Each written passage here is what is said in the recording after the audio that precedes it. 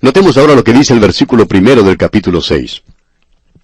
Venid y volvamos a Jehová, porque Él arrebató y nos curará, hirió y nos vendará. Aquí tenemos lo que podemos llamar la última llamada de Dios para la nación, para el reino del norte.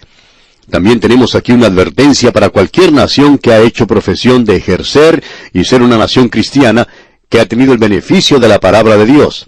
Aquí se nos presenta un gran principio, y también mira hacia el futuro, al plan futuro de Dios de que Él nos curará. Dice, porque Él arrebató y nos curará, hirió y nos vendará.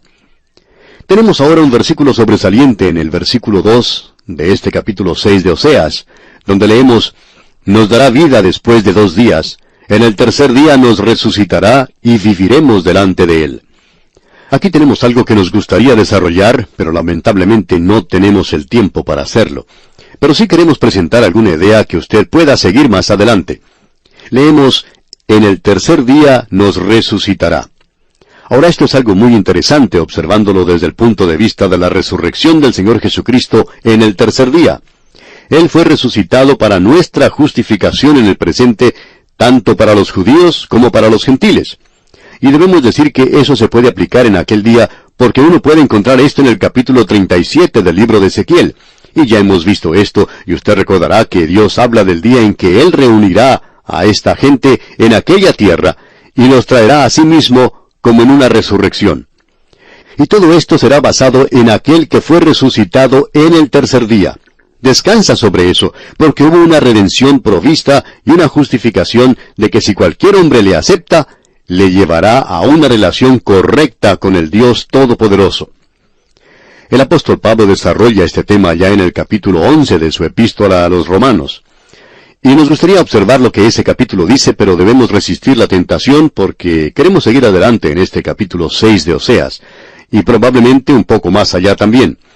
Tenemos dudas de llegar a hacer esto, pero trataremos de hacerlo. Y en el capítulo 11, él habla del hecho de que cuando Dios reciba a esta nación de regreso, lo cual él intenta hacer después de completar su propósito en la iglesia y sacar a la iglesia de este mundo, la cual está compuesta tanto de judíos como de gentiles, un pueblo de cada nación y de cada tribu, y creemos que hoy la radio es el medio que está penetrando a cada rincón de este mundo en el presente.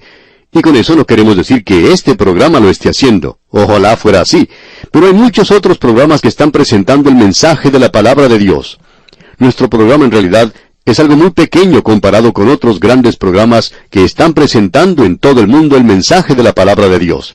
La palabra de Dios está siendo predicada hoy por hombres que están presentando una enseñanza sana de la Biblia. Y creemos que habrá gente de cada lengua, tribu y nación que se presentarán ante el Señor en la iglesia para adorarle. Pues bien, después que Dios complete ese programa, Él se volverá nuevamente a esta nación y la levantará.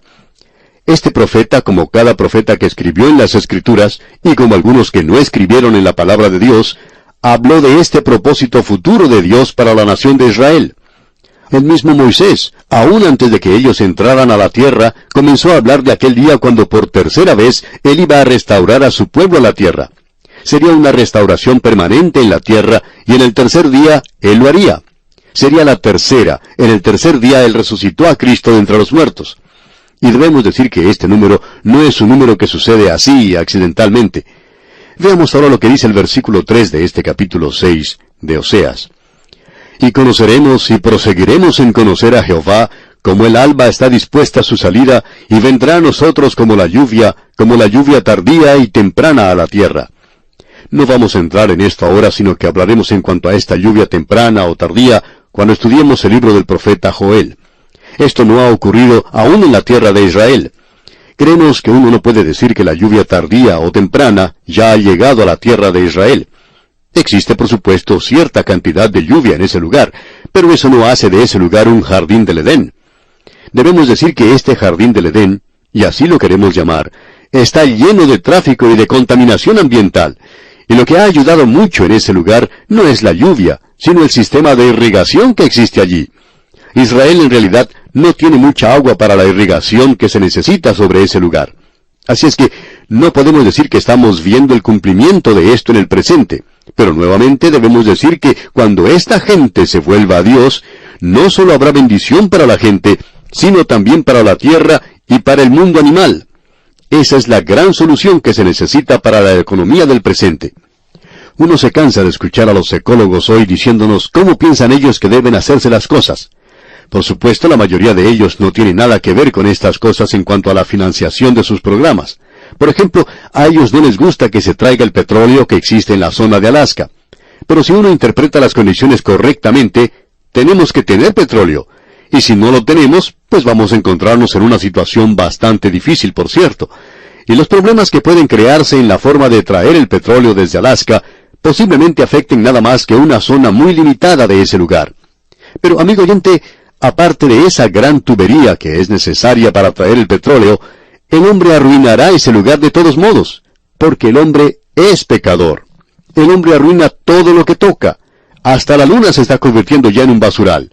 Ya hay muchas cosas abandonadas en la superficie de la luna, y continuaremos haciendo esto. Y es necesario hallar un lugar donde depositar toda la basura, sin duda alguna. No queremos discutir en cuanto a este punto, pero lo importante es que nosotros conoceremos entonces si seguimos en el conocimiento del Señor. Ese es el secreto mismo de la solución al problema de la vida, es el conocer al Señor. La ambición que el apóstol Pablo tenía, aún al llegar al final de su vida, era el de conocerle a Él, es decir, al Señor Jesucristo, y el poder de su resurrección y la comunión de su padecimiento, y que Él fuera hecho según la imagen del Señor. Y no hay ningún modo o ninguna forma de mejorar en este mundo aparte del conocimiento de Dios. La palabra de Dios, amigo oyente, es muy enfática en cuanto a todo esto, y podemos decir que o tiene razón o está equivocada. Y hasta el presente, después de tantos miles de años, ha sido comprobada y tiene razón, y no creemos que las generaciones presentes puedan cambiar eso de ninguna manera. Bien, sigamos adelante. El versículo 4 de este capítulo 6 de Oseas, que estamos estudiando, dice, ¿Qué haré a ti, Efraín? ¿Qué haré a ti, oh Judá? La piedad vuestra es como nube de la mañana y como el rocío de la madrugada que se desvanece. Dios está diciendo esto como si se sintiera un poco confundido, quizás se sienta frustrado. Dice, bueno, ¿qué es lo que haré contigo? Yo te amo, pero tú continúas en el pecado y voy a tener que juzgarte. Esto coloca a Dios en una situación problemática. El castigo es algo extraño para Dios. Él quiere salvar y no juzgar.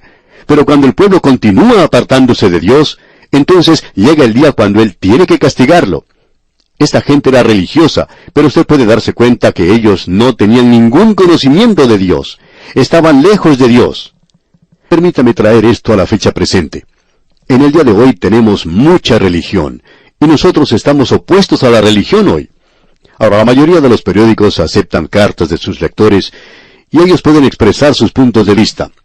En una de esas cartas al editor, un lector expresa su opinión diciendo que la religión ya ha sobrepasado su utilidad, que el hombre ya ha sobrepasado esa necesidad por este opio, que ya no es necesario para él el poder explicar lo desconocido con historias y adoración de un ser supremo, que en una sociedad compleja como la nuestra, la religión solo puede nublar o enmudecer la mente.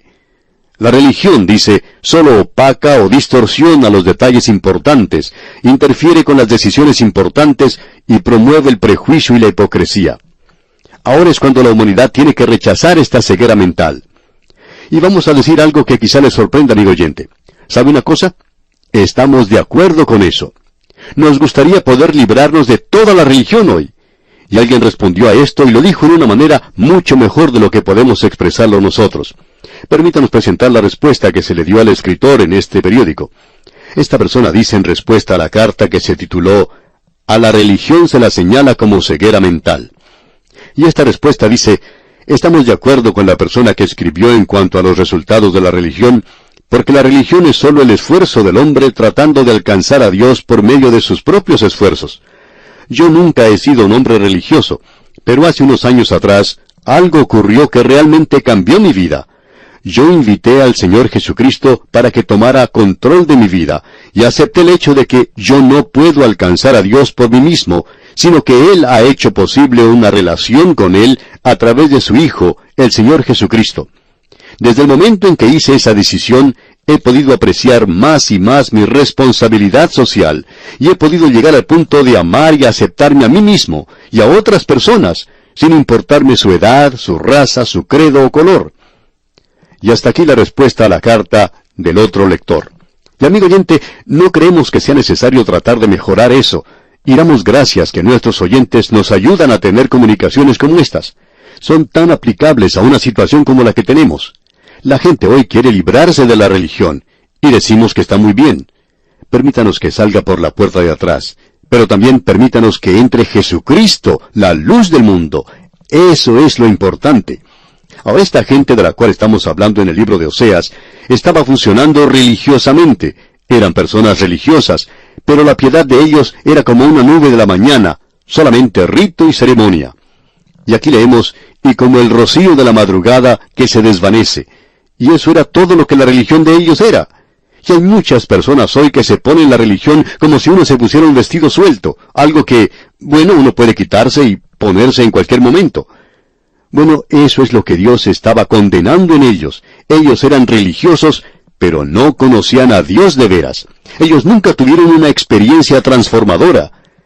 La religión, amigo oyente, ha sido como una barrera que no ha permitido a mucha gente que pueda llegar al verdadero conocimiento de Dios. Escuche lo que Dios dice. Él aún les está hablando a ellos.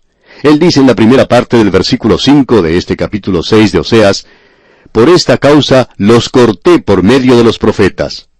Dios dice, «Los he despellejado mientras estaban vivos con los profetas».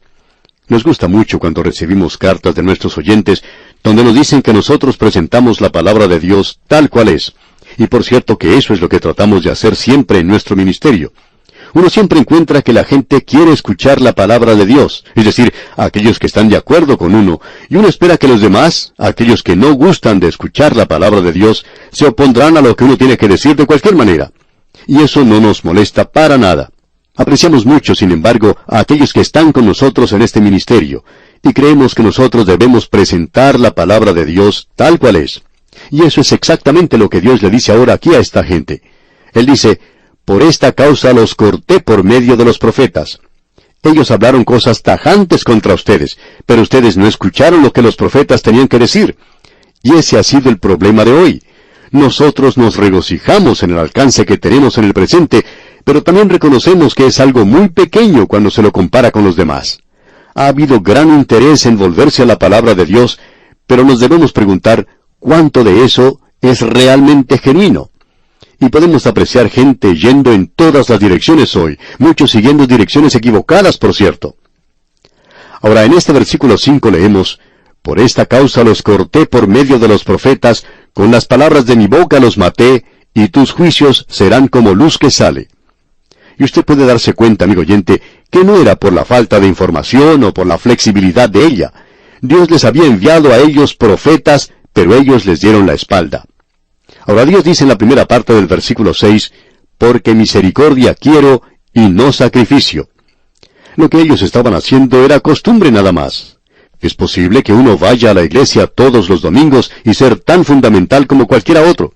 Uno critica al predicador, critica al coro, critica a todos los que están allí, y quizá lo merezcan, no lo sabemos. Pero amigo oyente, mientras usted no llegue a poner la palabra de Dios en su vida diaria, y permita que haya una evidencia de misericordia en su corazón y en su vida, tendremos que aplicar lo que dice este versículo 6. Escuche usted. «Porque misericordia quiero y no sacrificio, y conocimiento de Dios, más que holocaustos». Y no creemos que ir a una comida o a un banquete en la iglesia sea el sustituto para comer el verdadero pan de vida, ese alimento que sale de la palabra de Dios y del estudio de la palabra de Dios. No hay ningún sustituto para eso.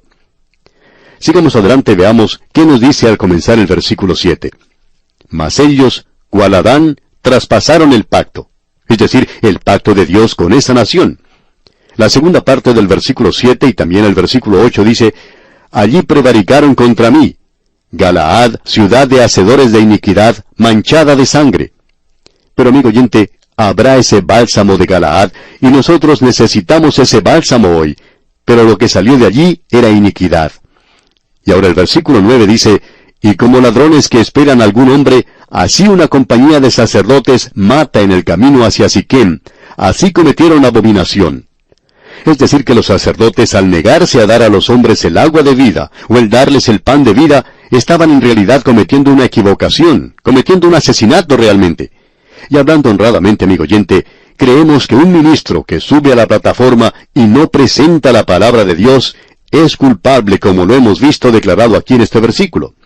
No somos nosotros los que pensamos esto, amigo oyente, sino que es la palabra de Dios la que lo dice.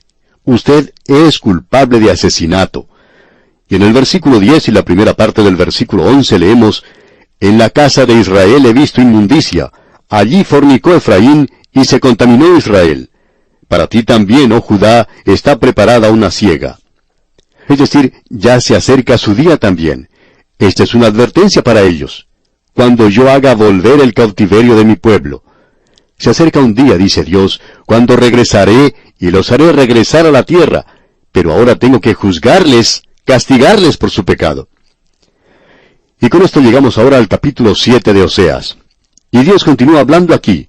En realidad, en los capítulos 7 al 12, encontramos que Israel solo podía escapar al juicio volviéndose a Dios, a aquel que le ama, y es el único que ama a Israel, y el único que puede ayudar. Hemos tomado el versículo 8 de este capítulo 7 como el versículo clave de esta parte. No vamos a tener tiempo de analizar esto ahora, pero solo queremos mencionarlo para que usted piense en esto. El versículo 8 dice, «Efraín se ha mezclado con los demás pueblos. Efraín fue torta no volteada». No sabemos si usted habrá tenido oportunidad de cocinar de esta manera, pero hay comidas que se cuecen de un lado solamente, y si uno no la voltea, entonces se quema de un lado y del otro lado quedan crudas. Y eso demuestra lo que hacía esta gente. Un día ellos iban al templo, se postraban, hacían todos los ritos, y al día siguiente salían y estaban viviendo para el diablo. Amigo oyente, muy calientes de un lado, quemados de un lado, pero crudos del otro lado. Ese es el cuadro que tenemos aquí. Y este, diríamos, es el cuadro de muchos creyentes hoy. Así son muchos miembros de la iglesia hoy. Quemados de un lado, crudos del otro lado. ¿Y qué cuadro es este de esa nación? Ya veremos esto cuando comencemos nuestro estudio del capítulo 7, Dios mediante, en nuestro próximo programa. Hasta entonces, pues, que el Señor le bendiga copiosamente, es nuestra ferviente oración.